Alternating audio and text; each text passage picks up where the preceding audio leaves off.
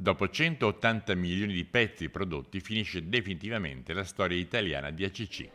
Mentre il commissario straordinario di ACC e il CEO di SEST firmavano di fronte ai media l'accordo che porterà a cominciare a settembre la produzione di scambiatori di calore a Mel, da una parte i bangladesi della Walton imparano il mestiere e continuano a costruire compressori, dall'altra si preparano già le aree destinate a ospitare le nuove linee di produzione di SEST. Io sono convinto che questo sia l'unico risultato onestamente conseguibile.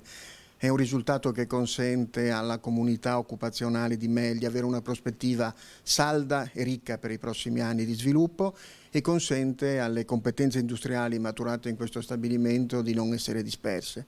Credo che pur nella tristezza di aver perduto il compressore, che è stato il vanto di questo territorio per decenni, il risultato alla fine sia positivo. La SEST ha ottenuto la firma di tutti gli ormai 232 ex dipendenti di ACC.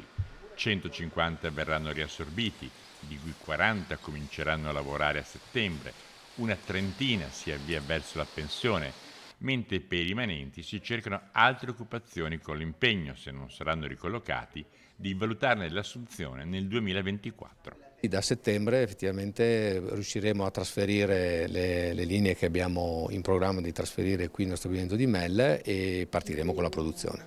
Cosa può dire ai dipendenti di ACC?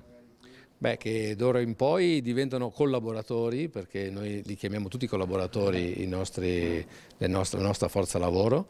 Inizia dunque una nuova storia, con uno stabilimento totalmente rinnovato che dovrebbe venire acquistato da SEST per 2 milioni, con l'intenzione di investircene 15 nei prossimi 5 anni. Questo stabilimento può essere per tutto il gruppo una grande potenziale perché ci dà la possibilità di essere veloci nel poter approfittare di opportunità che si presentano sul mercato.